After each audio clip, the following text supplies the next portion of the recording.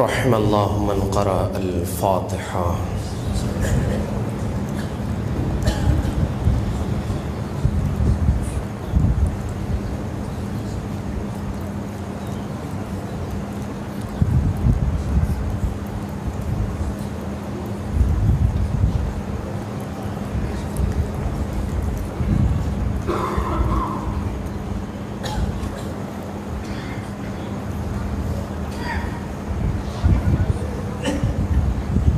أعوذ بالله السميع العليم من الشيطان اللعين الرجيم. بسم الله الرحمن الرحيم. الحمد لله الذي إليه مصائر الخلق وعواقب الأمر. نحمده على عظيم إحسانه ونير برهانه والنظام فضله وامتنانه. حمدا يكون لحقه قضاء ولشكره أداء وإلى ثوابه مقربا ولحسن مزيده موجبا. والصلاة والسلام والتحية والإكرام على أمينه وحبيبه وخيرته من خلقه وحافظ سره ومبلغ رسالاته العبد المرتضى والنبي المجتبى والرسول المصطفى أبي القاسم محمد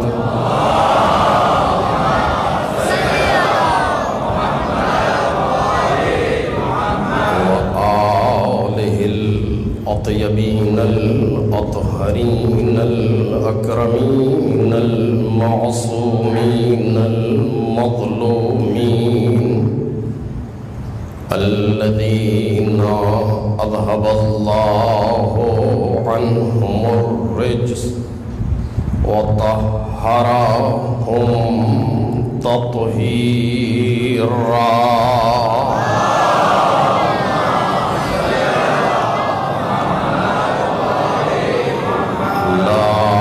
سيما ابن الزهراء بقية الله وآيته الكبرى واللعنة الأبدية على أعدائهم أجمعين.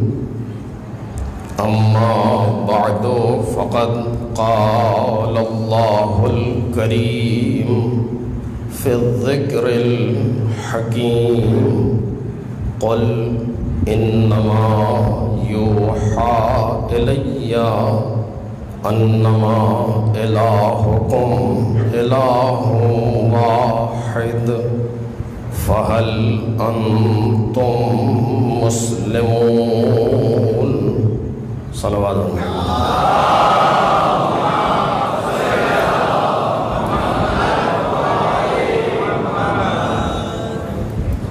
محمد والے محمد صلوات.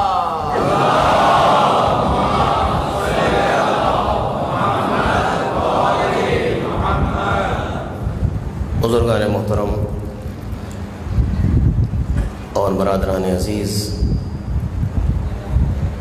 سورہ مبارک انبیاء کی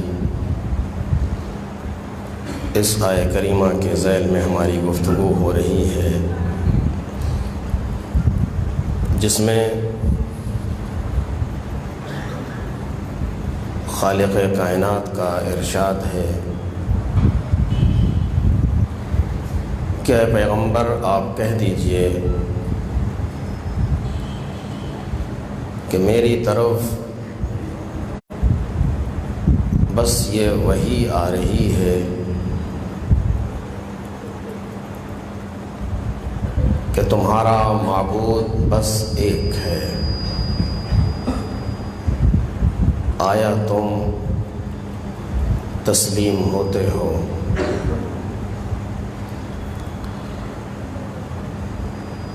آیہ کریمہ کے توسط سے جو موضوع زیر بحث ہے وہ ہے کربلا جلوگاہ توحید، اور آج ہماری یہ دوسری گفتگو ہے جو ابھی اپنے مقدماتی مرحلے میں ہے۔ کل کی گفتگو اس عنوان پر ہو رہی تھی کہ بہت سی ایسی چیزیں ہیں کہ جن کو ہم نے ابھی تک کما حقہ نہیں پہچانا،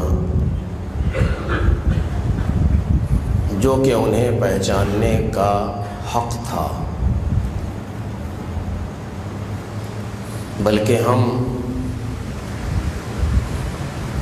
محمد و آل محمد بلندر سلام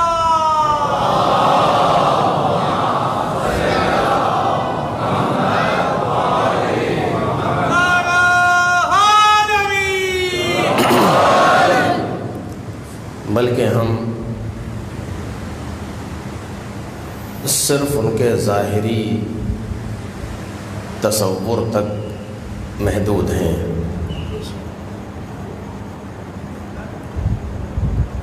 اور انہی میں سے ایک چیز ہے کربلا۔ کربلا کا جو تصور ہمارے ذہن میں ہے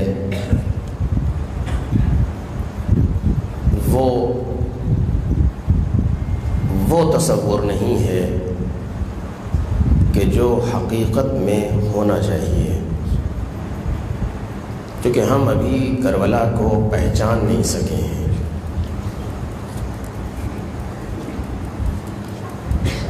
اور اسی پر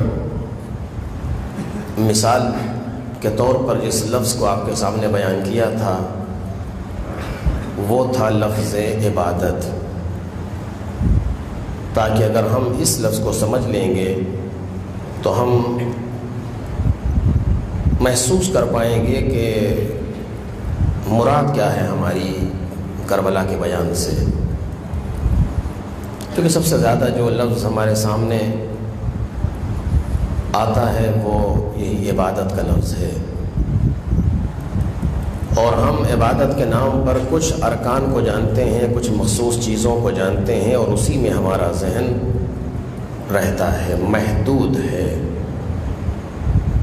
جیسا کہ کل عرض کیا کہ پروردگار عالم نے ہماری زندگی کو عبادت میں محدود کیا تھا، اور ہم نے عبادت کو بعض چیزوں میں محدود کر دیا۔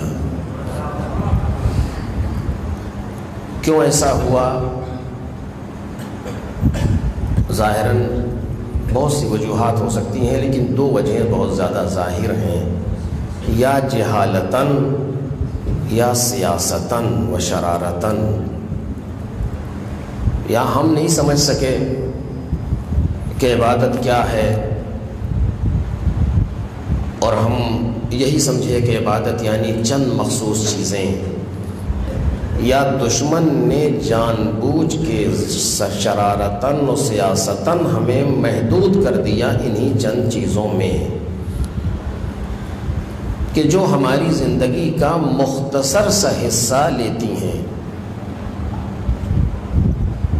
جس کو ہم عبادت کہتے ہیں اپنے یہاں، وہ ہماری زندگی کا کتنا حصہ لیتی ہیں۔ کل میں نے اشارہ کیا تھا آپ کے سامنے، روزہ مہین سال میں 30 دن، وہ بھی صرف دن کا حصہ۔ حج زندگی میں ایک بار، چند دن۔ جہاد معلوم نہیں، جہاد کا بھی وہ تصور جو ہمارے یہاں سمجھا جاتا ہے وہ تصور نہیں جو حقیقی تصور ہے، پتہ نہیں۔ خمس سال میں 2-4 منٹ، اسی طریقے سے دوسری چیز ہے نماز دن میں مثلا 17 رکعت، 17 منٹ، آدھا گھنٹہ بس نا۔ یعنی اس مختصر سے وقت کے لیے پروردگار عالم نے یہاں بھیجا اور کہا کہ ما خلقت الجن والانس الا لیعبدون، ہم نے جنوں اور انسانوں کو نہیں پیدا کیا مگر اس آدھے گھنٹے کے لیے، مگر اس 30 دن کے لیے، مگر اس عمر میں پوری زندگی میں چند دنوں کے لیے۔ مثلا حج، تصور صحیح ہے یہ؟ قطعاً نہیں۔ پھر کیا ہے؟ اس پر کل بحث ہو رہی تھی، اسی کو ذرا سا آگے بڑھا کر کے بات تمام ہوگی۔ پھر کیا ہے آخر؟ اگر یہ نہیں ہے کہ قطعاً ایسا نہیں ہے، کیونکہ اگر ایسا کیا جائے تو میں نے کل مثال آپ کے سامنے پیش کی تھی کہ لاغو ہے، اور کوئی بھی عاقل ایسا کام انجام نہیں دے سکتا کہ ایک چیز کو بنایا گیا ہو، ایک چیز کو خلق کیا گیا ہو کسی چیز کے لیے، اور وہ خلق ہونے والی چیز اپنے مقصد پر چند لمحے رہتی ہے اور بس۔ اس امام بارگاہ کو بنایا گیا ہے مجالس کے لیے، یہ سال میں ایک مرتبہ کھلتا ہے۔ کہیں گے حد ہو گئی، جب اس کو امام بارگاہ کو مجالس کے لیے بنایا ہے تو سال بھر کھلا ہونا چاہیے اسے مجالس کے لیے۔ یہ سال میں ایک بار کھلتا ہے کہ جی مجلس کے لیے سال میں ایک مرتبہ، کون سی بات ہے یہ؟ آپ کہیں گے کہ یہ مقصد کے خلاف ہے۔ مسجد بنائی گئی تھی عبادت کے لیے، اور وہ جو ہے مثلا سال میں ایک بار اس کا دروازہ کھلتا ہے، باقی بند رہتا ہے عبادت کے لیے۔ نہیں، ممکن نہیں، یہ مقصد سے ہٹ گئی چیز۔ یہ پروردگار عالم نے ہم کو بنایا تھا عبادت کے لیے، بس عبادت کے لیے۔ اگر ایسا ہوتا کہ ہم نے تمہیں عبادت کے لیے بنایا ہے، جبکہ وہ بھی درست نہیں تھا لیکن پھر بھی چلی تسامحن، اور ہم دن میں کچھ دیر عبادت کر لیتے، بات پوری ہو گئی۔ لیکن پروردگار عالم کہہ رہا ہم نے تمہیں نہیں خلق کیا سوائے عبادت کے۔ یہ آہنگ اور یہ لہجہ اور یہ اسلوب جو قرآن مجید نے استعمال کیا ہے اسے حصر کہتے ہیں۔ حصر یعنی محصور کر دیا، محدود کر دیا ہماری زندگی کو صرف عبادت میں۔ اور جب ہماری زندگی صرف عبادت میں محدود ہو گئی تو ہماری زندگی میں اگر عبادت کے علاوہ کوئی دوسرا کام نظر آئے تو خلاف مقصد ہے، دوسرا کام نظر آئے تو خلاف عبودیت ہے، اگر دوسرا کام نظر آئے تو پروردگار نے جس لیے پیدا کیا اس کے خلاف ہے۔ آپ کہیں گے ہوگا، ہم اتنا ہی کرتے ہیں۔ مسئلہ ہمارا اور آپ کا نہیں ہے، مسئلہ ان لوگوں کا ہے جنہوں نے اس لفظ کو بیان کیا ہے، جو مبلغ ہیں اس آیت کے، جو محافظ ہیں اس آیت کے، انہوں نے بھی ایسا نہیں کیا۔ کل میں نے عرض کیا کہ ہم تو نالائق ٹھہرے، لیکن جو لائق تھے، جو اہلیت رکھتے تھے، جو استعداد رکھتے تھے، جو آیت کریمہ کو کما حقہ سمجھتے تھے، نہیں بلکہ خود تفسیر تھے آیت کی۔ جو حضرات خود تفسیر تھے آیت کریمہ کی، کہ اگر آیت کریمہ کو جسم دے دیا جاتا تو ان کا تصور سامنے آ جاتا۔ لیکن میں نے اس سے پہلے بھی عرض کیا ہے کہ قرآن مجید اور اہل بیت میں صرف اتنا سا فرق ہے کہ قرآن مجید کو اگر جسم دے دیا جائے تو اہل بیت بن جائے، اہل بیت کو لکھ دیا جائے تو قرآن بن جائے۔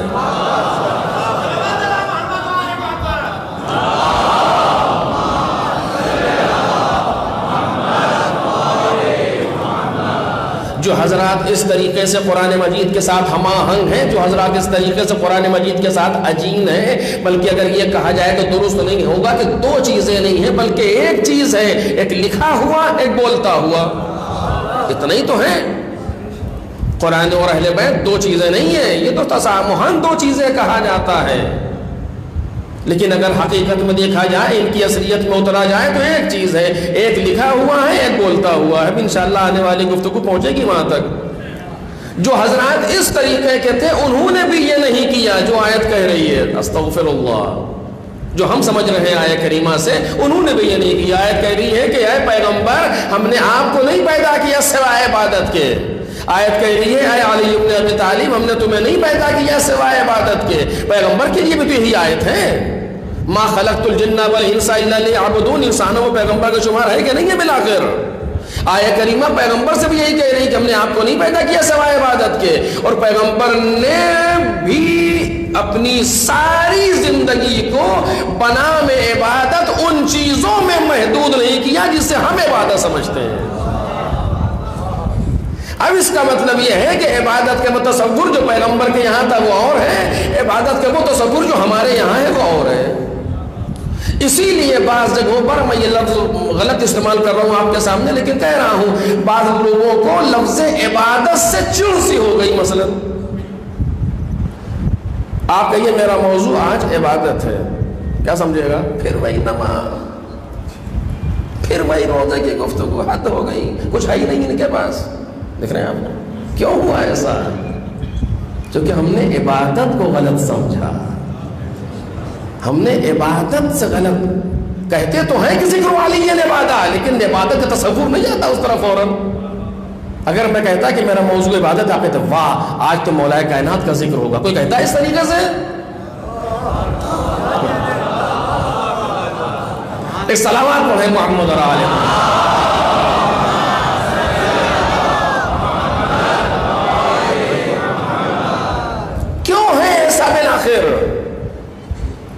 دو چیزیں میں نے شروع میں عرض کیا، یا جہالتاً یا سیاستاً. یا ہمیں محدود کر دیا گیا، دوسروں نے کیا ایسا. اس موضوع کو گفتگو نہیں کروں گا چونکہ مقدمتاً بات آئی، ورنہ بہت زیادہ بولنے کے لیے یہاں پر. یا ہم لا علم تھے، ہم نے نہیں سمجھا، ہم یہی سب کچھ ہے، بس عبادت کے نام پر یہی ہے. ایسا نہیں ہے، توجہ کیجئے. پروردگار عالم نے صرف عبادت کے لیے پیدا کیا ہے ہمیں اور آپ کو. اوپر جائیے نیچے آئیے، کوئی دوسرا مقصد ہے ہی نہیں. انسان سر کے بل کھڑا ہو جائے لیکن آیت کا انکار تو کر ہی نہیں سکتا. لاکھ آپ اپنے آنکڑے بٹھاتے رہے، کوئی فائدہ نہیں ہے اس کا. آیت سری ہے، ما خلقت الجن والانس الا لیعبدون. خطیب خطابت میں چاہے کہ ہٹ جائے نہیں ہٹ سکتا، شاعر شاعری میں چاہے کہ ہٹا دے نہیں ہٹا سکتا. کوئی ایسا نہیں پیدا ہوا جو آیت کو چیلنج کر دے. ہے کوئی کائنات میں کوئی کسی خطیب کے منہ میں زبان ہے جو آیت کے معنی کو بدل دے؟ کسی شاعر کے میں طاقت ہے جو آیت کے معنی کو بدل دے؟ کسی دوسرے انسان میں یہ قوت ہے جو آیت سے منحرف ہو جائے؟ اسلام سے خارج ہو جاؤ گے جس دن آیت سے ہٹو گے. ایسا ہے یا نہیں ہے؟ یعنی ہمیں اور آپ کو صریحاً پروردگار عالم نے عبادت کے لیے پیدا ہے، کوئی دوسرا مقصد نہیں ہے. لیکن مقاصد ہیں، لیکن میں اس آیت سے گفتگو کر رہا ہوں. ما خلقت الجن والانس الا لیعبدون. کیا سمجھے اس سے؟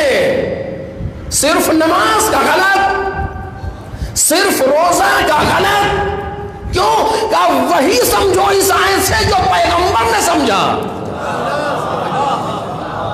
وہی سمجھو اس آیت کریمہ سے جو علی ابن ابی طالب نے سمجھا علیہ الصلوۃ والسلام.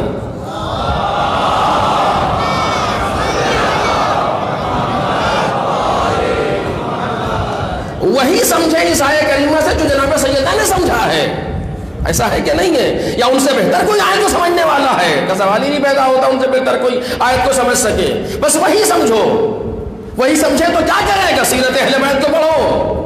سیرت اہل بیت میں جتنی چیزیں آتی جا رہی ہیں سب عبادت ہے. چونکہ یہ آیت کریمہ سے ہٹ سکتے ہی نہیں، یا ہٹ جائیں گے. آیت کریمہ سے اہل بیت علیہ الصلوۃ والسلام کی سیرت مختلف ہو ہی نہیں سکتی. کوئی کچھ بھی کر لے، کتنا ہی کچھ پاپڑ بیل لیا جائے، لیکن آیت کریمہ سے اہل بیت کی سیرت جدا ہو ہی نہیں سکتی. پیغمبر نے صاف فرما دیا لن یفترقا. میں دو چیزیں چھوڑ رہا ہوں، ان دونوں میں آپس میں افتراق ممکن ہی نہیں ہے. یہ حدیث موضوع نہیں بننا عرض کرتا کہ لن یفترق ہرگز افتراق ممکن نہیں ہے، یا بلکہ اگر یوں کہوں تو درست ہوگا کہ محال ہے اختلاف. کیسے بیان کا موقع بھی نہیں ہے. ایسا نہیں ہے کہ اختلاف ہو سکتا ہے مگر نہیں ہوتا، ایسا نہیں ہے، بلکہ اختلاف ہو ہی نہیں سکتا، ایسے ہے. کیوں؟ لیکن ابھی بیان کا موقع نہیں ہے. ایسے موقع پر اہل بیت قرآن مجید سے جدا ہو نہیں سکتے. قرآن مجید اہل بیت سے جدا ہو نہیں سکتا. اس کے معنی یہ ہے کہ جو چیزیں اہل بیت کی سیرت میں آ رہی ہیں سب عبادت ہے. کوئی ایک لمحہ اہل بیت علیہ السلام کی سیرت میں ایسا نہیں دکھایا جا سکتا جو عبادت نہ ہو. دلیل کیا ہے؟ یہی آیت کریمہ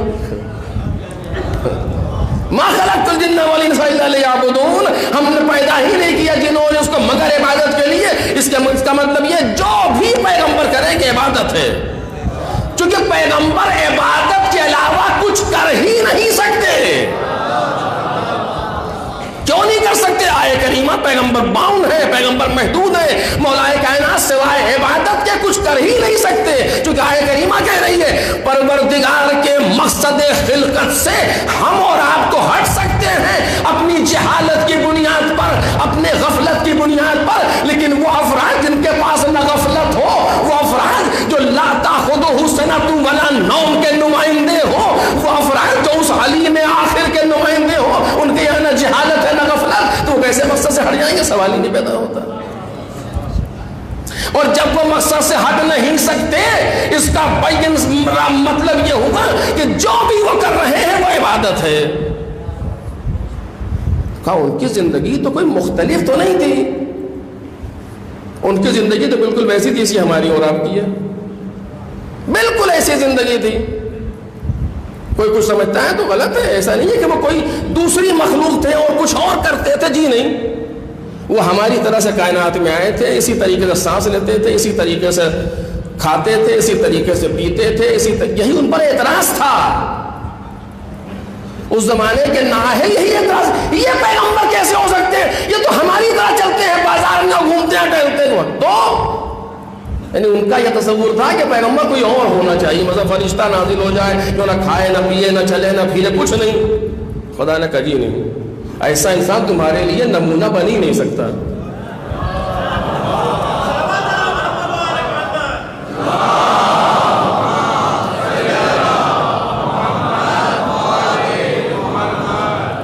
تمہارے لیے نمونہ وہی بنے گا جو تم ہی جیسا ہو. تم ہی جیسا، انا بشر مثلکم، میں تم جیسا بشر ہوں. فرق یہ ہے کہ یوحا الیہ، مجھ پر وحی آتی ہے. بہرحال وہ ایک دوسرا موضوع ہے، لیکن ہماری پوری زندگی، بیوی بچے دوست احباب، مزدوری محنت، کمانا کھلانا انفاق، ساری چیزیں انسانوں جیسی، بالکل ایسی ہی. آج اگر اہل بیت علیہ السلام ہمارے سامنے ہوں یا ہم ان کے پاس موجود ہوں تو آپ یقین کریں تصور کچھ اور ہوگا ہمارا اور آپ کا. نہیں معلوم کیا، کچھ نہیں، کیسے ہوں گے کچھ بھی نہیں. آنے والا پوچھتا تھا کہ کوئی جو نہیں پہچانتا تھا باہر سے آتا تھا، یہ بتاؤ تم میں پیغمبر کون سا ہے؟ عجب، نور کے معنی تھوڑی کوئی لائٹ نکل رہی تھی پیغمبر کے چہرے سے کہ آنے والا سمجھ جا کہ یہ والا، ایسا نہیں ہے. نور ایک دوسری کیفیت ہے جسے ہر انسان محسوس بھی نہیں کر سکتا. وہ اپنے آپ کو نور کے محسوس کرنے کے لیے کچھ روایتیں گڑھ دی جائیں، وہ بات الگ ہے کہ میں نے پیغمبر کے نور کو محسوس کیا، میں نے پیغمبر کے نور سے ایسا کیا. بھول جائیے ان چیزوں کو، اب موقع نہیں ہے میں بہت واضح گفتگو کروں آپ کے سامنے، ورنہ ایسا نہیں ہے. ایک عام زندگی ہے، پیغمبر کے آنے والا پوچھتا تم میں سے پیغمبر کون سا ہے؟ کہیے ہیں پیغمبر. ایسا نہیں ہے کوئی دوسرا گیٹ اپ تھا پیغمبر کا اور آنے والا دور سے. آج لوگ ہوتے، ہم لوگ کا لباس الگ ہو گیا آپ سے. اب یہ کیوں ہوا ہے وہ مجھے نہیں معلوم ہے. صلوات پڑھیں محمد علیہ.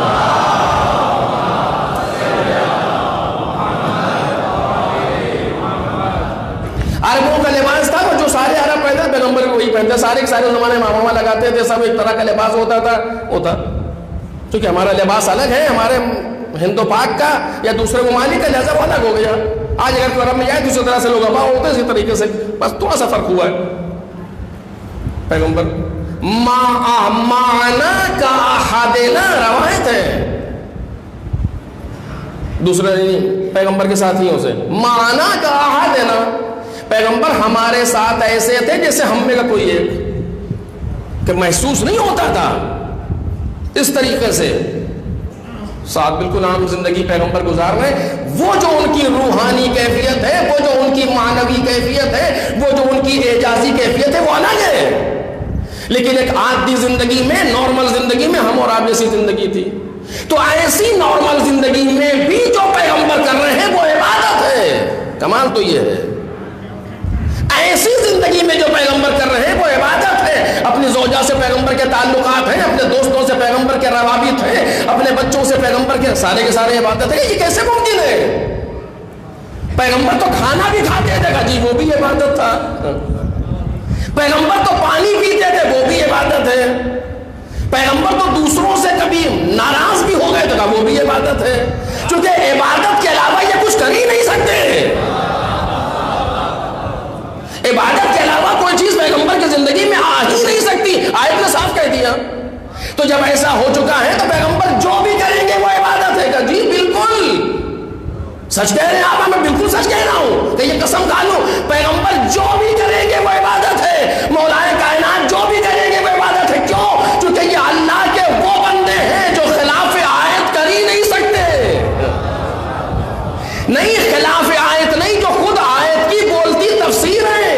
انہی کو دیکھ کے تو قرآن سمجھ میں آئے گا، انہی کو دیکھ کے تو آیت کے مطالب سمجھ میں آئیں گے، انہی کو دیکھ کے تو آیت کے مفاہیم کو ہم سمجھیں گے. انہوں نے کہا عبادت کیا ہے یا رسول اللہ؟ ما خلقت الجن والانس الا لیعبدون، میں نے جنوں کو اور انسانوں کو پیدا ہی نہیں کیا مگر کہ یہ کہ میری عبادت کریں. کیا کریں ہم؟ کہا کچھ نہ کرو، بس وہ کرو جو ہم کر رہے ہیں. ایک صلوات پڑھے محمد اور آل محمد.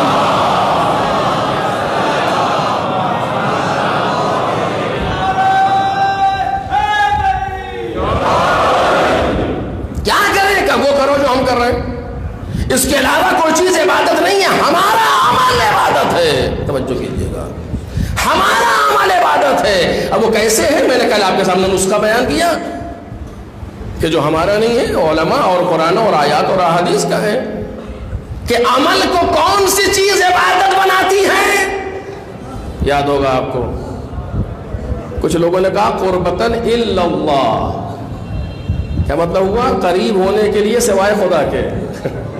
واقعاً بعض ہمارے عمل ایسے ہی ہے، قربتاً الا اللہ، اللہ کے علاوہ سب سے قریب ہونے کے لیے. قربتاً الا اللہ، الا اللہ نہیں ہے، قربتاً الا اللہ، اللہ سے قریب ہونے کے لیے. یہ ایک وہ نسخہ ہے جو عمل کو عبادت بناتا ہے. توجہ کیجیے گا، جہاں پر یہ چیز موجود ہے وہ عمل عبادت ہے. اور اگر یہ چیز موجود نہ ہو تو بارز ترین عبادت جسے آپ سمجھتے ہیں وہ ہے نماز. اگر قربتاً الی اللہ نہ ہو تو نماز نہیں ہے بلکہ شرک ہے. شرک کیسے ہے؟ میں نے یہاں سے عرض کیا ہے اس سے پہلے، اب نہیں عرض کروں گا دوبارہ آپ کے سامنے. شرک ہے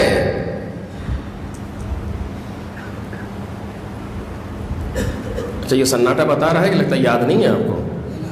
اور محمد و آل محمد صلوات.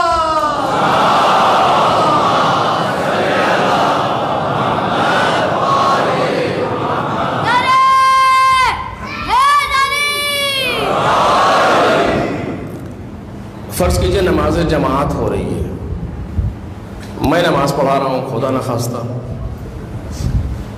اور آپ لوگ پڑھ رہے ہیں اور رکوع میں گئے ہم، اور کسی نے کہا یا اللہ.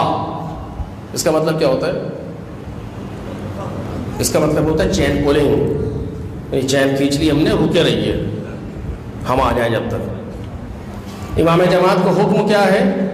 امام جماعت کا حکم ہے کہ جتنا تم روزانہ پڑھتے ہو رکوع میں اس کو 2 گنا کر دو، بس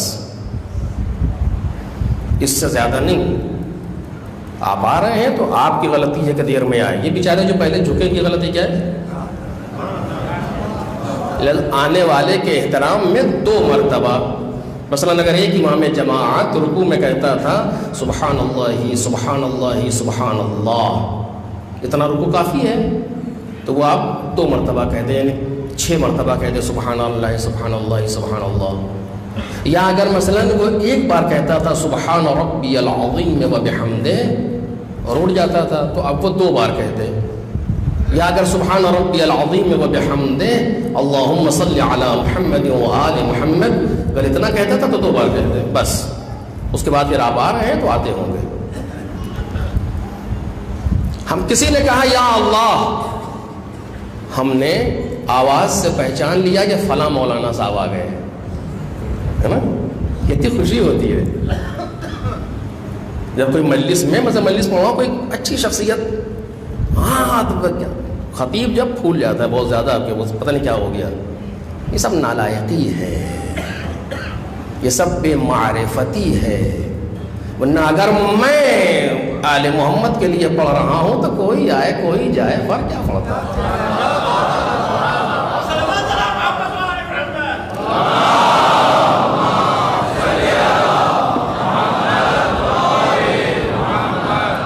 یہی وہ مقامات ہوتے ہیں کہ جہاں انسان اپنے آپ کو پہچانتا ہے. آپ مجھے نہیں پہچان سکتے، میں آپ کو نہیں پہچان سکتا. زمانہ اتنا آگے چلا گیا ہے کہ کوئی کسی کو کیا بعض اوقات اپنے پہچاننے میں بھی شک ہونے لگتا ہے. خیر، کوئی سامنے والا آیا، اس نے کہا یا اللہ، ہم نے آواز سے پہچان لیا فلاں صاحب ہے. اور اب یہیں سے نیت بدلی. نیت کیا بدلی؟ اب وہ ان کو سنانے کے لیے کہ وہ یہ جان لیں کہ میری قرأت کتنی اچھی ہے، میں نے بہت ہی اور اچھا انداز سے کہا سبحان ربی العظیم وبحمدہ، تاکہ وہ سن لیں کہ میں بہت اچھی قرأت کرتا ہوں، ان سے بہتر پڑھتا ہوں. خوب نماز ختم ہو گئی. کیا ہوا؟ جی کسی بھی مرجع سے آپ مسئلہ معلوم کریں، نماز میں کوئی حرج نہیں ہے، صرف باطل ہے، باطل ہو گئی. جیسے ہی میں نے ان کو سنانے کے لیے اور نیت کی نماز، نیت وہی ارادہ ہے، ایسے ہی یہ ہوا کہ اب وہ سن لیں کہ میں کتنی اچھی طرح پڑھ رہا ہوں اور کہا سبحان ربی العظیم وبحمدہ، نماز باطل ہو گئی. جماعت ہو یا فرادہ ہو فرق نہیں پڑتا، باطل ہو گئی. باطل ہو گئی یعنی کیا؟ یعنی پھر سے پڑھیے، ختم ہو گئی وہیں سے.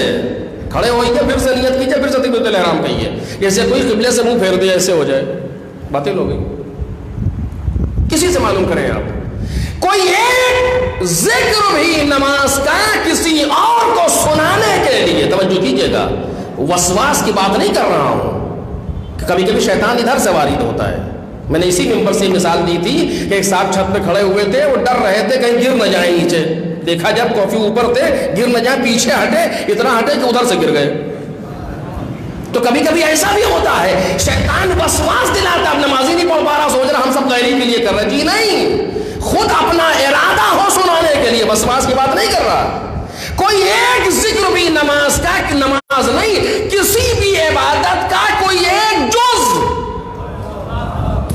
کسی بھی عبادت کا کوئی ایک جز کسی اور کو سنانے دکھانے کے لیے کہیے باطل. باطل یعنی کیا؟ زیرو. زیرو کے معنی کیا؟ آجر، تمام شد ہبا منصورا.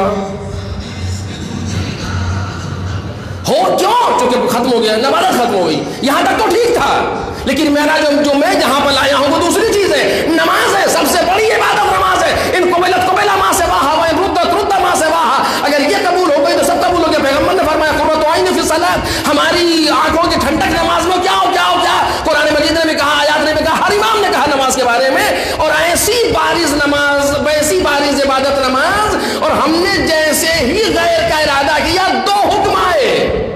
توجہ چاہتا ہوں، 2 حکم آئے.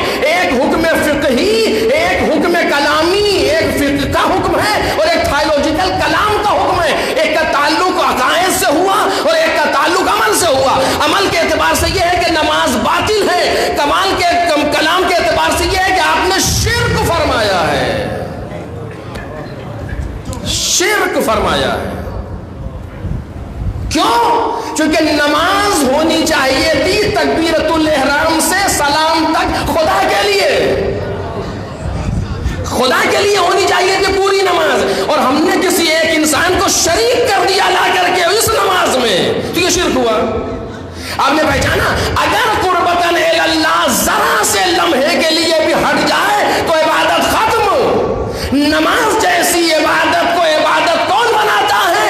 قربتاً الی اللہ، نسخہ ہے قربتاً الی اللہ۔ جب ہم کو نسخہ مل گیا، جب ہم کو سانچہ مل گیا تو اس سانچے کو جہاں لگا دیجئے گا عبادت بن جائے گی۔ اس نسخے کو جہاں لگا دے عبادت بن جائے گا کہ جس چیز کو بھی خدا کے لیے انجام دیا جائے وہ عبادت ہے۔ لیکن بحث یہ قربتاً الی اللہ، اللہ سے قریب کرنے کے لیے کوئی جھوٹ نہ بولے قربتاً الی اللہ، کیونکہ وہ چیز اللہ سے قریب کر ہی نہیں سکتی۔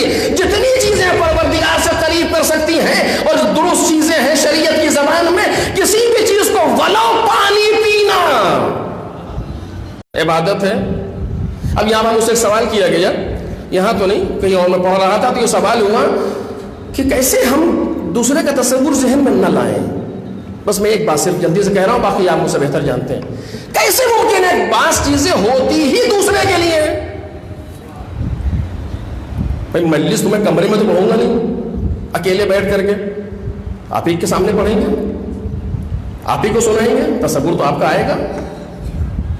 یہاں پر امتیاز صاحب بیٹھے ہو، سوسخانی فرمائیں گے تو بہتر طرز ہونی چاہیے، اچھا انداز ہونی چاہیے، بندش درست ہونی چاہیے۔ کیوں ہے؟ وہ خدا کو بندش کی ضرورت ہے، خدا کو طرز کی ضرورت ہے۔ پڑھیے جس طرح دل شاعر، مصرع چھوٹا ہو بڑا ہو، جو شاعر ہے کچھ بھی کہیے، یہ تو نہیں ہو سکتا۔ لوگ کیا کہیں گے؟ جب لوگ آ گئے تو بات ختم ہو گئی، آپ کی عبادت چلی گئی۔ پھر کیا کریں؟ مسئلہ پھنس گیا نہیں پھنس گیا؟ پھر کیا کریں؟ ایک خطیب اگر خطابت کر رہا ہے ڈھنگ سے کرو، تو ڈھنگ کی کیا ضرورت ہے؟ اللہ قبول کر لے گا، بات تمام ہو گئی۔ جو بھی چاہیے کہیے، آگے ایک والا جملہ بعد میں کہہ دیجیے، بعد والا جملہ پہلے کہہ دیجیے۔ حل کیسے کرے اپنے اندر مسئلے کو؟ ایک شاعر کیسے تصور لیے بغیر عوام کا کہے شعر؟ ایک نوحہ خان کیسے پڑھے؟ تو دھن بنائے گا گھر میں بیٹھ کر کے، قاعدے سے اچھے دھن بنائے گا۔ کیوں بنا رہا ہے جب خدا کے لیے؟ اسے دھن سے کیا لینا دینا پروردگار کو؟ پھر کیا کریں؟ یہ سوال کیا ایک بچے نے مجھ سے، عجیب سوال ہے، صحیح ہے۔ کیسے تصور نہ آئے؟ کوئی چیزیں ایسی ہوتی ہیں پریکٹیکل لائف میں آئیے، نیچے آئیے، گراؤنڈ ریالٹی پہ گفتگو کیجیے۔ کیا ہوا میں بات کر رہے ہیں؟ قربت اللہ، قربت کیسے؟ قربت اللہ کیسے کرے؟ قربت اللہ نے یہاں پر ہم تو پڑھ ہی رہے کہ انہیں پسند آئے۔ اب کیا کریں؟ کہاں قربت اللہ؟ جی یہی وہ سوالات ہیں کہ جن کو سیرت اہل بیت سے نکالنا پڑے گا۔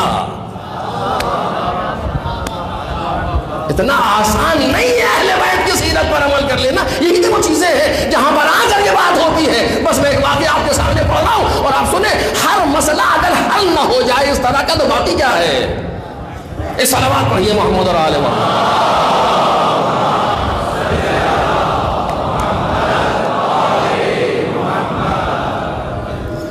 پیغمبر اکرم حضرت محمد مصطفیٰ صلی اللہ علیہ وآلہ وسلم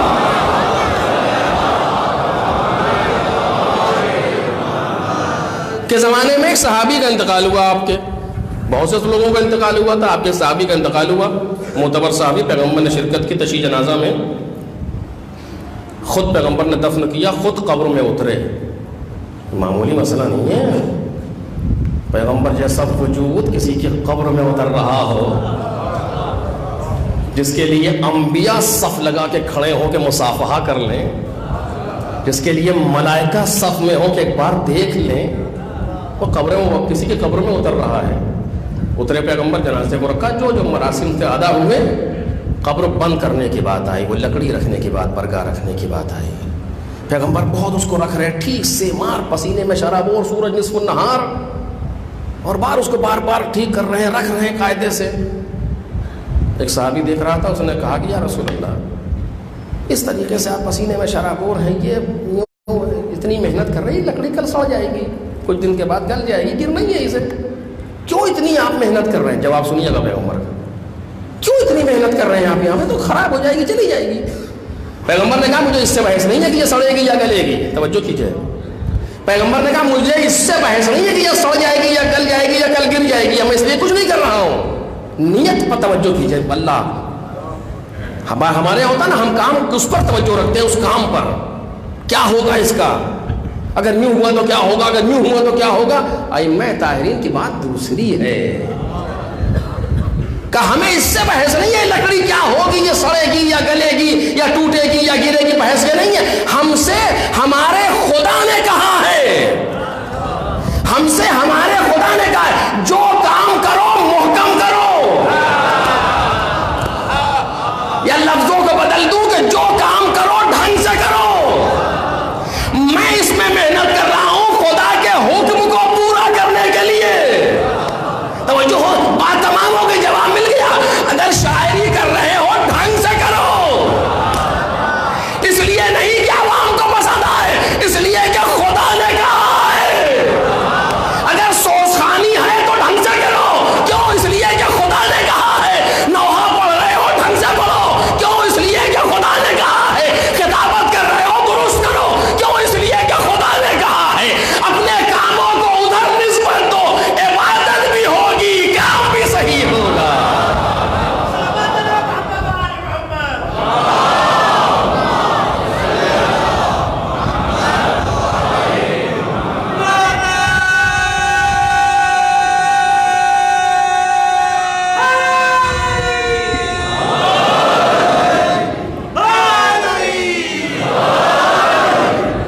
دیکھ رہے ہیں آپ کتنا آسان سے نسخہ ہے, کتنی آسانی سے مسئلہ حل ہو گیا. ہم سے ہمارے خدا نے کہا ہے کہ جس کام کو کرو متقن کرو, لفظ روایت کی ہے, متقن انجام دو, درست طریقے سے کام انجام دو. بحث یہ نہیں ہے کیا ہوگا, کون سنے گا, کون دیکھے گا, کون اچھا لگے کس کو برا, اس پر ذہن ہی نہیں آ رہا سامنے والے کا. وہ ساری محنت اس لیے کر رہا ہے, مرا جا رہا ہے اس لیے کہ ہم سے خدا نے کہا ہے کہ ٹھیک سے کرو. ہم اپنی وہ ذمہ داری پوری کر رہے ہیں. مجھے ان سے بحث نہیں ہے یا ان سے بحث نہیں, ہو سامنے موجود ہے, یا آپ کیا کہیں گے, کہاں ہماری آواز جائے گی, کہیں بھی جا رہی ہو. میرے عزیزو, ایک دن تجربہ کریں, زندگی میں اتنا سکون آئے گا. زوجہ اپنے شوہر کی خدمت کرے, اس لیے نہیں کہ اسے اچھا لگے, اس لیے کہ مجھ سے میرے خدا نے کہا ہے. شوہر اپنی زوجہ کا خیال رکھے, اس لیے نہیں کہ یہ لوگ کیا کہیں گے, نہیں, اس لیے کہ میرے خدا نے کہا ہے. اب نہ کسی کے دیکھنے کی بات ہے, نہ کسی کے سننے کی بات ہے, کچھ نہیں ہے, سارا مسئلہ ختم ہو جائے گا. اتنا سکون زندگی میں آئے گا کہ جب رات کو لیٹے گا تو پھر نیند کی گولی نہیں کھانا پڑے گی. ایک صلوات پڑھے محمد اور آل محمد.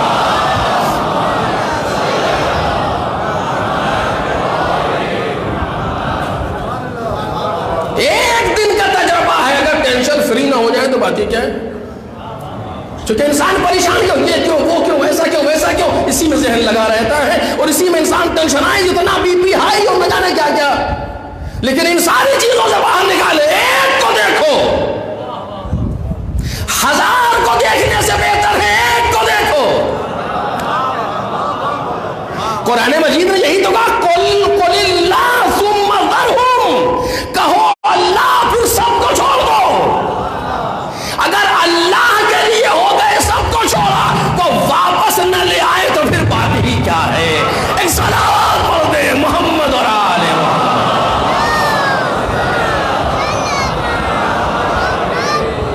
یہ موضوع نہیں ہے, ورنہ میں اور تفصیل سے آپ کے سامنے گزارش کرتا, لیکن صرف اس لفظ کو محسوس کرنے کے لیے میں نے آپ کو زحمت دی اس لفظ کے لیے. عزیزو, ایک لفظ قربتاً الی اللہ, گھر سے چلے مجلس کے لیے نیت ہونی چاہیے قربتاً الی اللہ, عبادت کرنے جا رہے ہیں, خطیب منبر پہ آئے قربتاً الی اللہ. دیکھ رہے ہیں آپ کہاں پہنچ جائے گی ہماری زندگی, کیا ہوگا ہمارے اندر, ایک عجیب سا انقلاب پیدا ہوگا ہماری اور آپ کی زندگی میں. ذرا سا تجربہ کریں, عوام کو سامنے سے ہٹا دیں, نظروں میں نہ لائیں, کیونکہ ہے ہی نہیں کوئی کچھ, کوئی حیثیت نہیں ہے ہماری اور آپ کی پروردگار کے سامنے. خدا نے کیا کہا, قل اعملوا, قرآن مجید ہے, قل اعملوا, تم عمل کرو, تم کرو, جو کر رہے ہو کرو.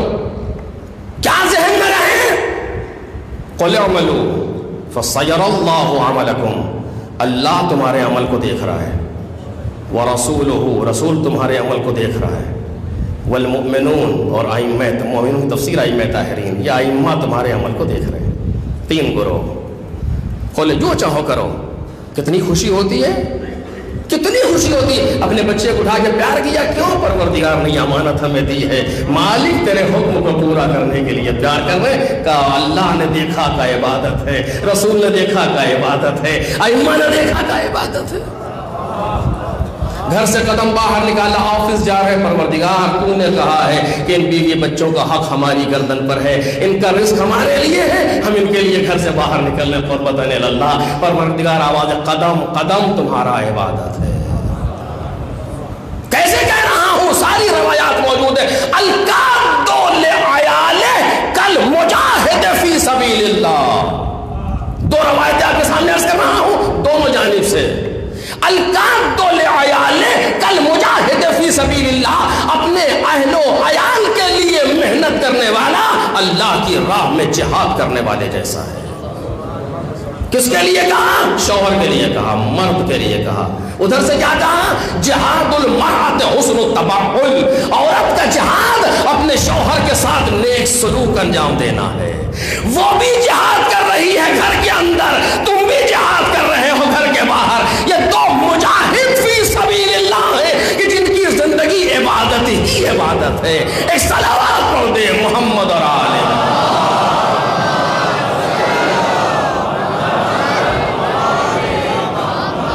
جن کی زندگی میں سوائے عبادت کے کچھ نہیں ہے۔ بس یہاں پر آ کر کے میں مثال آپ کے سامنے پیش کروں گا، اور یاد رہے گی یہ مثال آپ کو مثال تاریخی اور ایک عجیب چیز ہے، شاید اس جہت سے دیکھی ہو آپ نے، بچوں نے شاید نہ دیکھا ہو، لیکن توجہ کریں۔ دیکھیے، جب بھی کسی چیز کو موازنہ کرتے ہیں آپس میں، تو ایک ہی جیسی چیز کا موازنہ کرتے ہیں دو چیزوں سے۔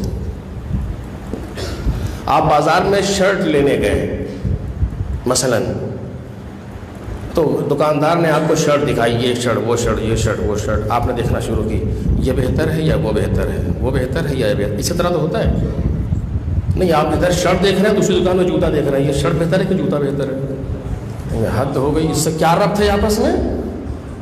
ایک جیسی چیزوں کا موازنہ کیجئے، کون بہتر ہے؟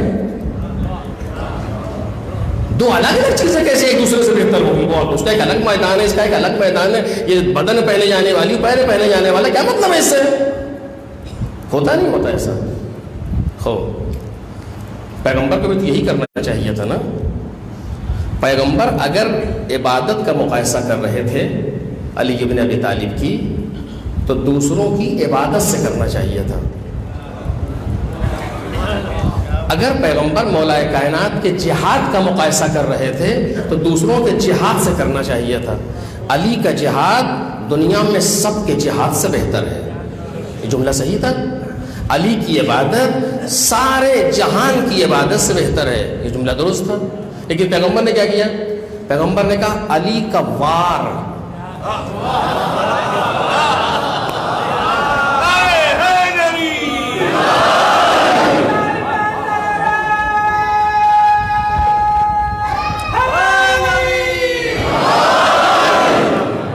علی کا وار،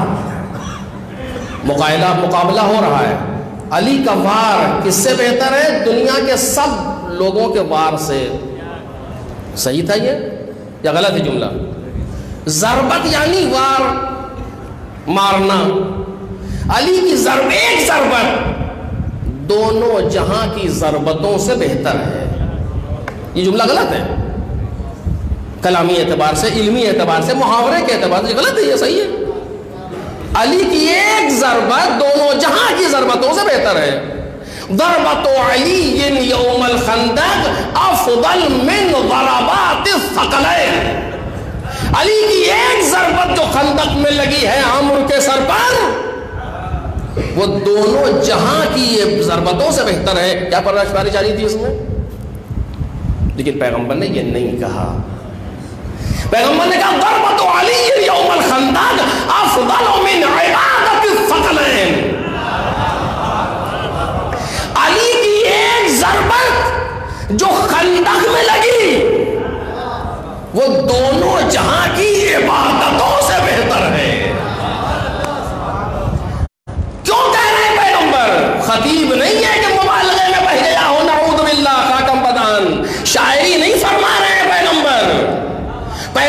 وہ ہے کہ جو بولے گا مرضی الہی ہے. نہیں، میں نے ابھی کہا ہے جو بولیں گے وہ عبادت ہے. صلوات پڑھیے محمد اور آل محمد.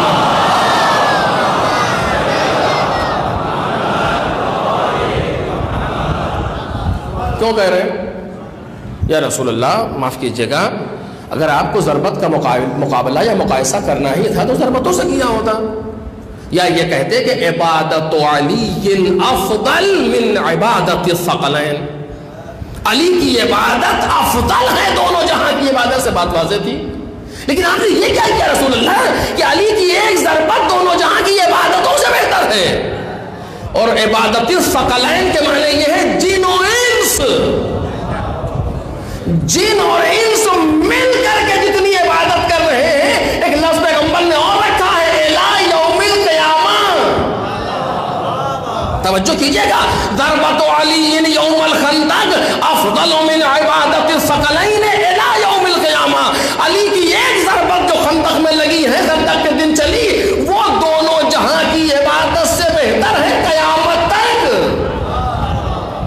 یعنی قیامت تک مل کر کے لوگ جن و انس جتنی عبادت کر رہے ہیں وہ ایک طرف، یعنی سارے جہان کے سجدے، جن و انس کے سجدے، جن و انس کے رکوع، جن و انس کے قیام و قعود، ساری چیزیں ایک طرف نہیں. اگر جو میں نے عبادت کے معنی آپ کے سامنے بیان کیے کہ پوری زندگی اگر وہ اپنی عبادت بنا لیں،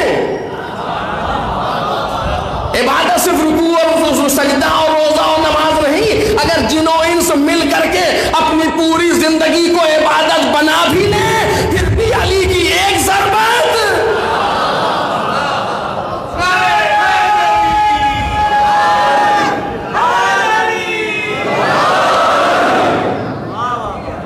کیا کیا اس میں مولا کائنات نے؟ ایک ضربت ہی تو ہے. برد الایمان کلہ الی الکفر کلہ. کل ایمان ہے جو کل کفر کے مقابلے میں جا رہا ہے. وہ اتنا سمجھدار تھا، وہ عجیب تھا. کہتا کہ آؤ آتے کیوں نہیں ہو؟ تمہارا تو تمہارا فائدہ ہے. اگر تم نے ہمیں مار دیا تو غازی ہو، اگر ہم نے تمہیں مار دیا تو شہید ہو. اب کیا پریشانی ہے؟ دونوں طرف سے چٹلی میری پٹی میری، تمہیں دونوں فائدہ ہے تمہارا. اب کیوں نہیں آ رہے؟ لیکن عالم یہ ہے جیسے سروں پر طائر بیٹھے ہو کہ ہلا دوڑ گیا. وہ لوگ جو خیبر میں جب پیغمبر نے کہا کہ کل عالم اس کو دوں گا، اور جو بہت زیادہ اچھل اچھل کے پیغمبر کو دیکھ رہے تھے آج جھکے جا رہے سر کے بل. بالکل متضاد کیفیت. وہاں اپنے آپ کو دکھا رہے پیغمبر کو سر اٹھا کر کے کہ عالم مل جائے، اور یہاں سر جھکائے لے رہے کہ پیغمبر ہمیں دیکھ نہ لے. اور ایک اٹھتا ہے بار بار، انا یا رسول اللہ. اللہ اکبر. انا یا رسول اللہ. رسول خدا میں جاؤں گا، بیٹھ جاؤ. پھر کہا پیغمبر نے، کون ہے من لہذا الکلب؟ کون ہے جو اس کتے کا جواب دے؟ سارا مجمع، سارا مسلمان، کوئی نہیں اٹھ رہا. 6 ہجری ہے یہ. اور جو پیغمبر نے کل میں اس کو علم دوں گا، سارے کے سارے پہلے موجود تھے. کیونکہ وجہ کیا تھی؟ وجہ یہ تھی کہ مولا کائنات کے آنکھیں اٹھی ہوئی تھیں، آنکھوں میں تکلیف تھی. تو انہوں نے سوچا کہ آج چانس ہے.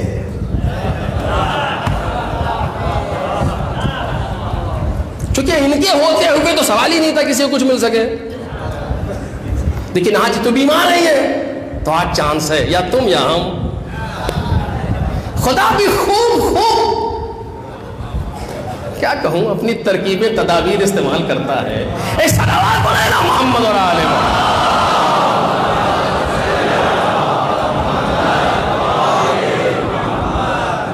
پیغمبر کے خیمے میں نیزہ مار رہا ہے، کون ہے جو میرے مقابلے میں آئے؟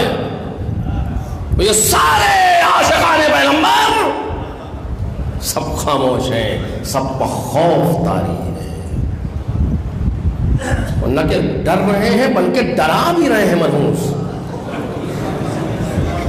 یہ ایسا انسان ہم نے اس کو لے گئے فلاں جگہ پر، اس نے پتہ نہیں کس کے بچے کو اٹھا کر کے سپر بنا لی تھی اور پیر کو اکھاڑ کر کے اسے، تمہیں اس سے کیا لینا دینا ہے؟ تم جا کے پیغمبر پر جان نثار کرو، تم جاؤ دفاع کرو پیغمبر کا، جو ہوگا وہ ہوگا. لیکن نہیں، ایک اٹھتا ہے یا رسول اللہ میں جاؤں. آخر میں پیغمبر نے کہا جاؤ جاؤ. چل دیے، غور سے دیکھا، اللہ اکبر، دیکھ کیا آواز دی، برز الایمان کلو الی الکفر کلہ، کل ایمان ہے جو کل کفر کے مقابلے میں جا رہا ہے.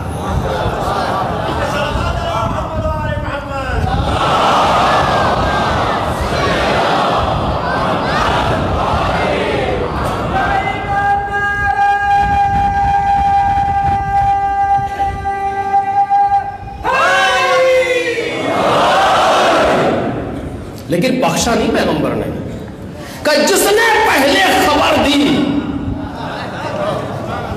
علی ابن ابی طالب کی فتح کی، میں اسے جنت کی بشارت دوں گا. عجب، اب ہاں اب ہے چانس، اب آیا موقع ہمارا. فوراً دوڑا مسلمان جنگ دیکھنے کے لیے. لیکن ابھی بھی یہ تو ہے نا کہ پتہ نہیں ادھر سے ہو یا ادھر سے ہو، تو ایسا راستہ استعمال کرو کہ دونوں طرف اپنے پاس رہیں، کہ اگر علی ابن ابی طالب جیت گئے تو پیغمبر کے پاس فوراً آ جائیں، اور اگر وہ کامیاب ہو گئے کسی دوسری طرف فوراً چلے جائیں. کوئی ایسا دوراہا استعمال کیا جائے کہ جہاں سے دونوں طرف فائدہ ہو. پیغمبر کا ایک سمجھدار صحابی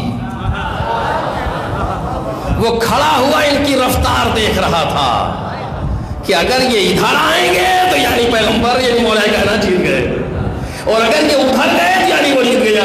جبکہ شک نہیں تھا دل میں، لیکن کھڑا دیکھ رہا تھا پیغمبر کے خیمے کے پاس. اس نے پیغمبر کے خیمے کو تنہا نہیں چھوڑا، کھڑے دیکھ رہے ہیں مولا کائنات جنگ میں مصروف ہے، غرد و غبار بلند ہو رہا ہے. معمولی جنگ نہیں تھی، مولا کے سر پر ضربت اسی جنگ میں لگی ہے. جنگ کی علی ابن ابی طالب کا پورا معاملہ آپ کے سامنے مسئلہ موجود ہے. چونکہ اگر معجزات سے ہو تو مسئلہ ہی نہیں، علی ارادہ کہ ابھی دفن ہو جائے گا، بحث کو نہیں ہے. جنگ ہوئی ہے، جنگ خندق، قابو پایا مولا نے، سینے پر سوار ہوئے، اتارا ہے، ساری چیزیں آپ کے سامنے ہیں. کے بعد پھر مولا کائنات اس کو زیر کیا، اور جب سر قلم کیا لے کر کے چلے، مسلمان کو ادھر آتے ہوئے دیکھا کہ ادھر آنے کے معنی ہے کہ علی ابن ابی طالب جیت گئے. فوراً مڑ کر کے کہا رسول اللہ بھائی کی فتح مبارک ہو، کہ تمہیں جنت مبارک ہو.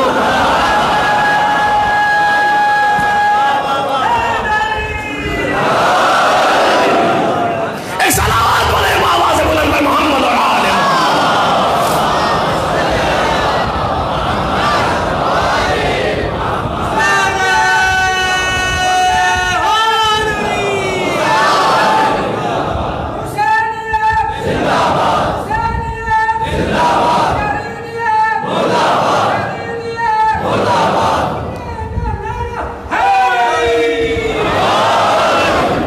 صلوات پڑھے بآواز بلند محمد.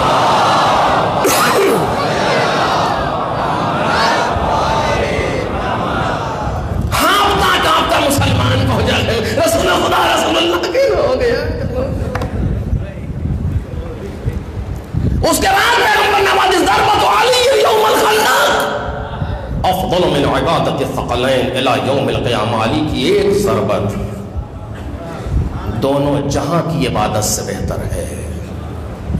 اللہ اکبر، معمولی مسئلہ نہیں ہے میرے عزیزو، عجیب مسئلہ ہے. ایک ضربت دونوں جہاں کی عبادت، کم نہیں ہے عبادتیں، لیکن دونوں جہاں کی عبادت سے افضل ہے، بہتر ہے. کتنی افضل یہ نہیں بتا رہے، یعنی مقایسہ بھی نہیں ہے، ایک جیسی بھی نہیں.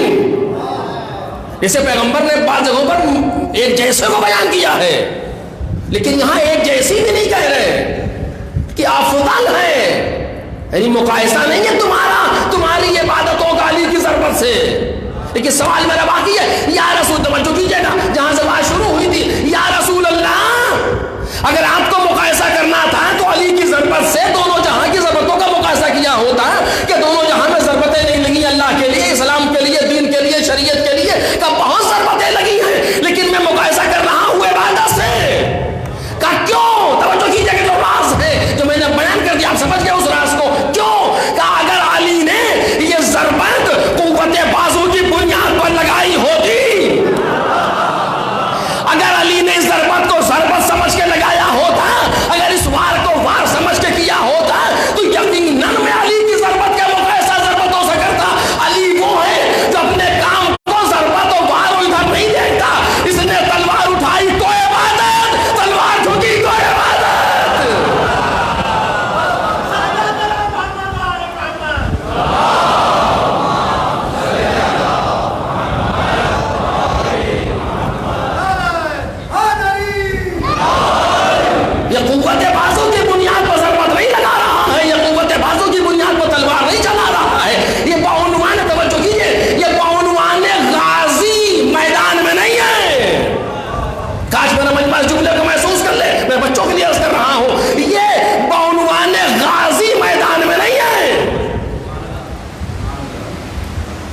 آپ دیکھیے میدان جنگ اور میدان عبادت، وہ عبادت جو ہم اور آپ سمجھتے ہیں، زمین و آسمان کا فرق ہے، 180 ڈگری اپوزٹ۔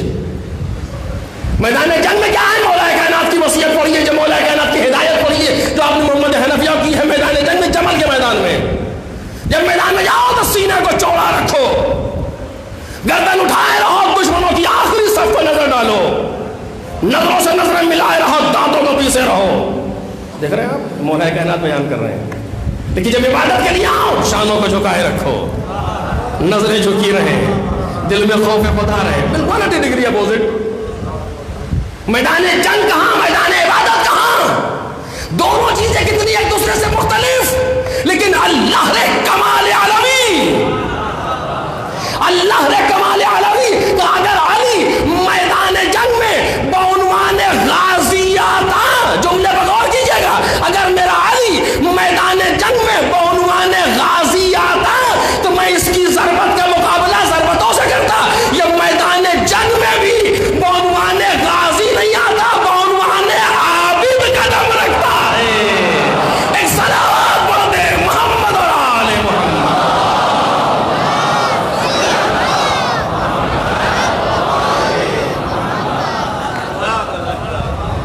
اور جب اس کی عبادت کا حال یہ ہو تو یہ حق تھا اس ضربت کا کہ دونوں جہاں کی عبادتوں سے بہتر کی جائے۔ پیغمبر نے نسخہ بتا دیا نا، اگر تم چاہو تو اپنی ضربت کو بھی عبادت بنا سکتے ہیں،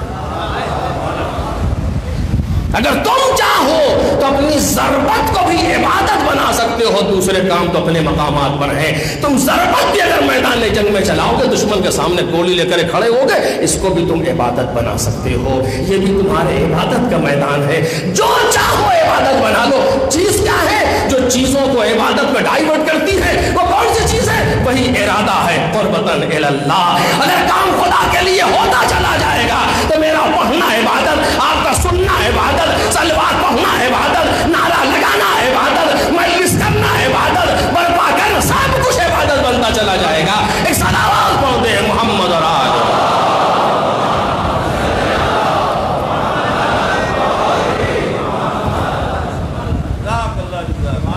خدا نے عبادت کے لیے پیدا کیا ہے، یعنی یہ نہیں ہے کہ عبادت یعنی نماز، نہیں ہے کہ عبادت یعنی روزہ، وہ بھی عبادت ہے، عالی ترین عبادت ہے، ویسے نہیں ہے، لیکن وہی عبادت تھوڑی ہے۔ تم جسے چاہو عبادت بنا لو، ہم نے تمہیں ہنر دیا ہے، اس ہنر کو سیکھو ائمہ طاہرین سے۔ یہ دشمنوں کے سامنے بھی بیٹھتے ہیں تو عبادت کے لیے، ہر جگہ عابد ہیں، ان کی زندگی کا کوئی حصہ عبادت سے الگ نہیں ہے۔ یہ اگر میدان جنگ میں آئیں گے تو عبادت، مسلح بجائیں گے تو عبادت، صلح کریں گے تو عبادت، جنگ کریں گے تو عبادت، بھوکے رہیں گے تو عبادت، پیاسے رہیں گے تو عبادت، سنا نکالیں گے تو عبادت، تیر کھینچیں گے تو عبادت۔ معمولی مسئلہ نہیں ہے۔ یہ وہ لوگ ہیں جن کا قدم قدم عبادت ہے، جن کی نفس نفس عبادت ہے، جن کی ہر سانس عبادت ہے۔ سوچو ایسا عبادت گزار جب سجدے میں سر رکھ دے تو کیفیت کیا ہوگی؟ سجدہ عبادتوں کی معراج ہے، اور جو میدان جنگ میں اتنا بڑا عابد ہو جب سجدے میں سر رکھتا ہوگا تو کیفیت کیا ہوتی ہے؟ وہ بھی سجدہ، وہ بھی کیسا سجدہ؟ ایسا سجدہ کہ 3 دن سے بھوکا ہے، 3 دن سے پیاسا ہے،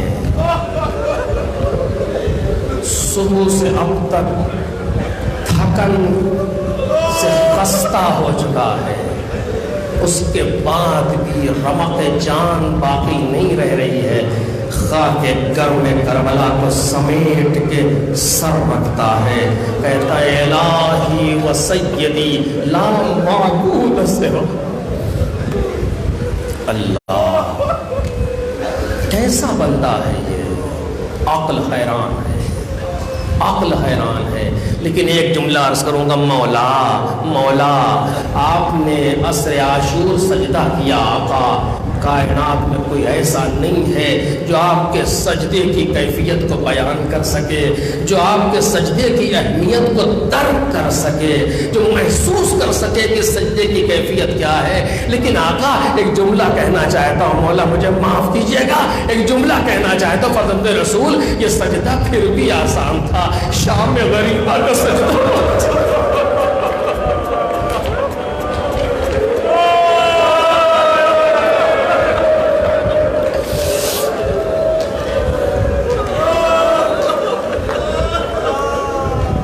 فرزند رسول شام غریبہ کا سجدہ بہت سخت ہے کہ جہاں کوئی اور نہیں، آپ ہی کا وارث، آپ ہی کا بیٹا جب سجدہ کر رہا ہے، جلے ہوئے خیموں پر کی راکھ پر بیٹھا ہوا، سجدے میں سر رکھے ہوئے، کیفیت کیا ہے؟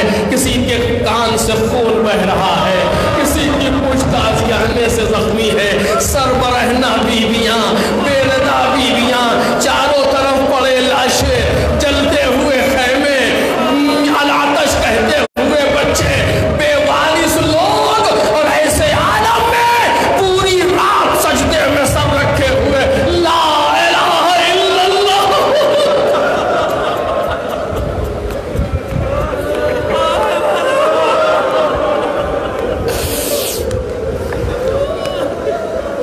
اس سجدے کی کیفیت کو کون بیان کرے گا کہ جہاں ایک عالم ہے غربت کا، ایک زمانہ ہے، اور ایسے عالم میں سجدے میں سر رکھے ہوئے سید سجاد پوری رات کہہ رہے لا الہ الا اللہ حقا حقا۔ یہ عجیب و غریب سجدہ ہے سید سجاد کا، بس اس جگہ سے آغاز ہے سید سجاد کی قربانیوں کا۔ اب نہ پوچھو اس کے بعد منزلیں کیا ہے، اس کے بعد کی کیفیتیں کیا ہیں، کون بیان کرے گا؟ سچ کہا تھا کسی نے، سلام اس پر جو زحمت کشے سلاسل ہے، مصیبتوں میں امامت کی پہلی منزل ہے۔ یہ کیفیت جو سید سجاد نے دیکھی ہے بہت سخت مرحلہ ہے۔ بیمار نہیں ہے سید سجاد، کوئی بیماری نہیں ہے سید سجاد کو، پورا دن جو مشق عالم میں رہا، شام غریبہ کے بعد پھر اسے کبھی غش نہ آیا، پھر اسے کبھی بے ہوشی طاری نہ ہوئی، پھر ابھی آرام سے اٹھا۔ زمانہ حجت حق سے کبھی خالی نہیں ہوتا، زمانہ حجت حق سے کبھی خالی نہیں ہوتا۔ گرے شبیر گھوڑے سے، اٹھے سجاد بستر سے، اب جو یہ اٹھا تو اب اسے غش نہ آیا۔ ہاتھوں میں ہتھکڑی ہے مگر غش نہیں ہے، پیروں میں بیڑی ہے مگر غش نہیں ہے، کمر میں لنگر ہے مگر چلا جا رہا ہے، گلے میں توقع خاردار ہے مگر چلا جا رہا ہے۔ یہ وقت کا امام ہے، یہ کیسا عبادت گزار ہے، ہتھکڑیوں کو بھی عبادت سمجھ کے پہنے ہوئے، بیڑیوں کو بھی عبادت سمجھ کے لیے ہوئے، مجبور نہ سمجھنا۔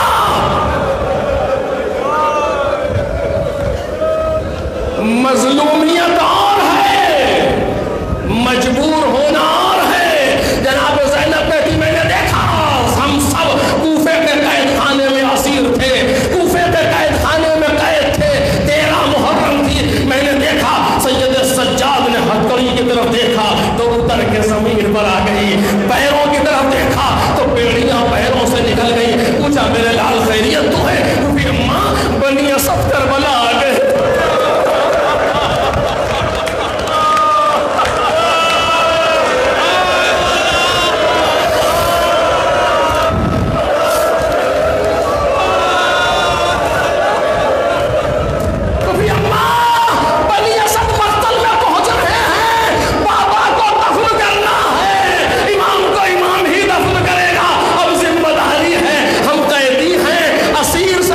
مجبور نہیں ہے، یہ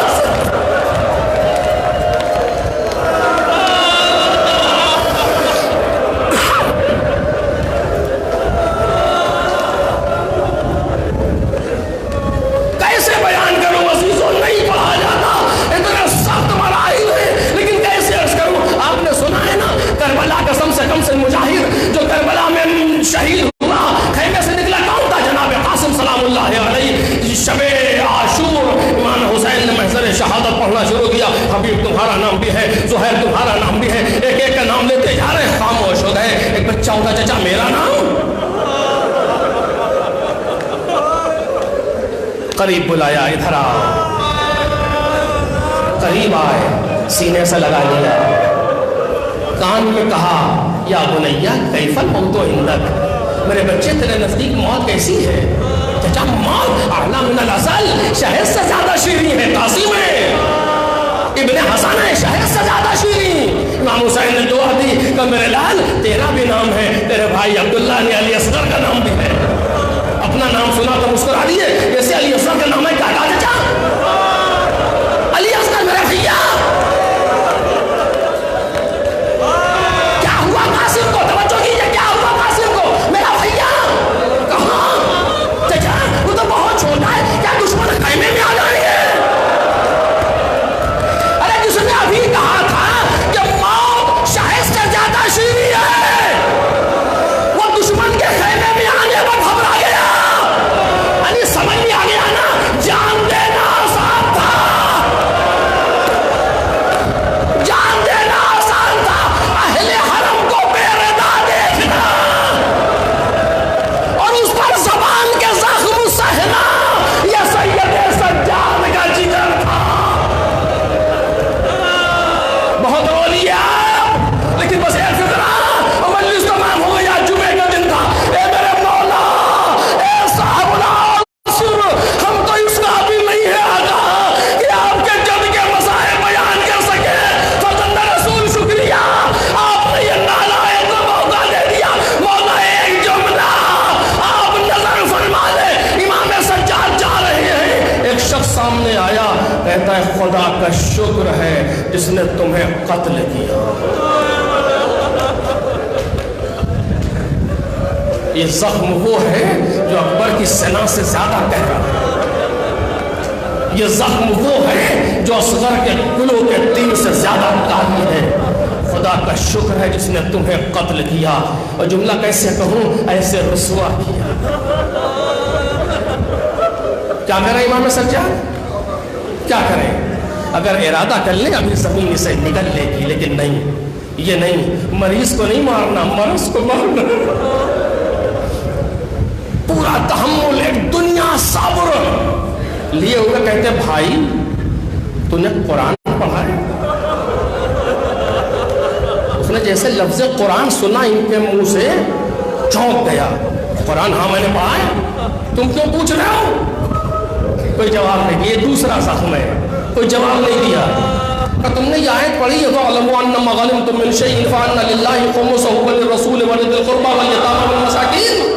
कहाँ हमने ये आयत पढ़ी है, लेकिन तुम ये आयत क्यों बोलो? तुम्हें कैसे पता इस आयत के बारे में? आपने दूसरी आयत पढ़ी, तुमने ये आयत पढ़ी है, वआते दल कुर्बा हक़्क़हु, ए पैगंबर अपने क़राबतदारों को उनका हक दीजिए। कहाँ हमने ये आयत पढ़ी है? कुरान मजीद में है। फिर लेकिन चौंका, तुम क्या पूछ रहे हो? जो तीसरी आयत पढ़ी, तुमने ये आयत पढ़ी है कुरान मजीद में, कुल ला असअलुकुम अलैहि अजरन इल्ला अल-मवद्दता फिल कुर्बा। उसकी हैरत की इंतहा न रही कि ये कुरान कैसे पढ़ना है आने वाला।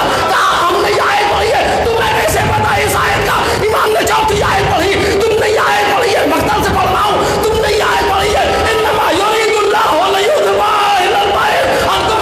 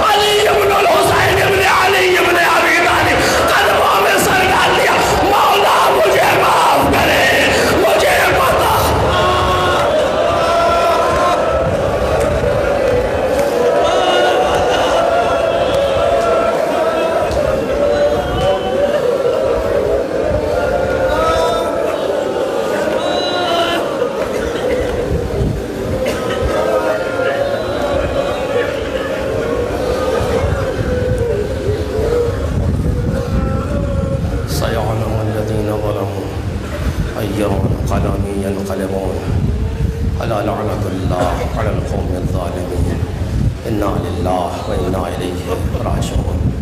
ماتم مولانا